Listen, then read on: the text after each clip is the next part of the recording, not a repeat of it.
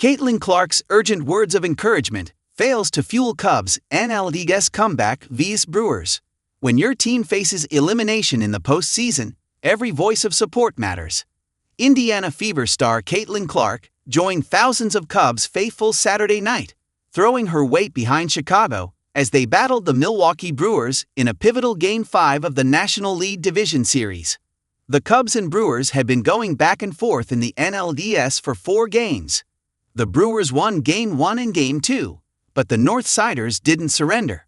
They won the next 2 games at home, tying the series at 2-2 and keeping their postseason hopes alive. Now that the teams have assembled for the final series, everyone has picked their side, including the basketball star Clark. The WNBA sensation took to X with a simple but passionate plea. "Come on, Cubbies." Her message arrived as tension gripped the American Family Field and living rooms across Chicago. The Cubs found themselves trailing 2-1 as the game entered the 6th inning, with Milwaukee holding a slim advantage in this win-or-go-home showdown. Clark's love for the Cubs isn't new.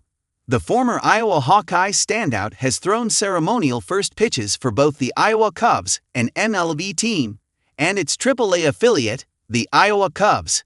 In fact, the AAA team gave her a commemorative bobblehead in March 2023 to recognize her Iowa legacy and her commitment to the Chicago Cubs.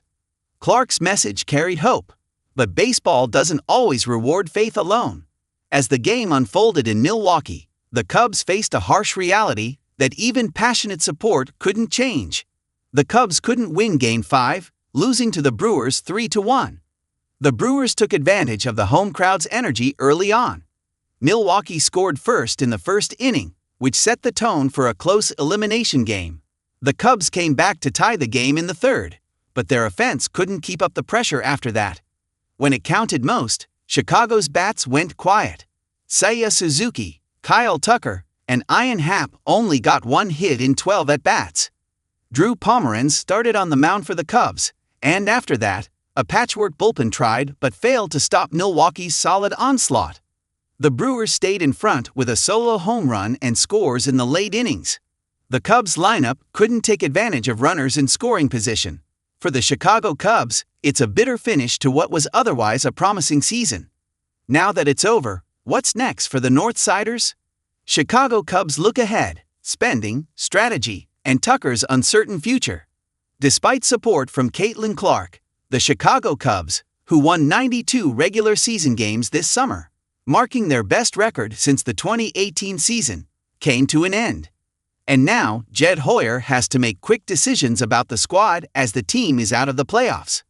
The front office has to decide whether to sign veteran players or keep the team's depth and flexibility.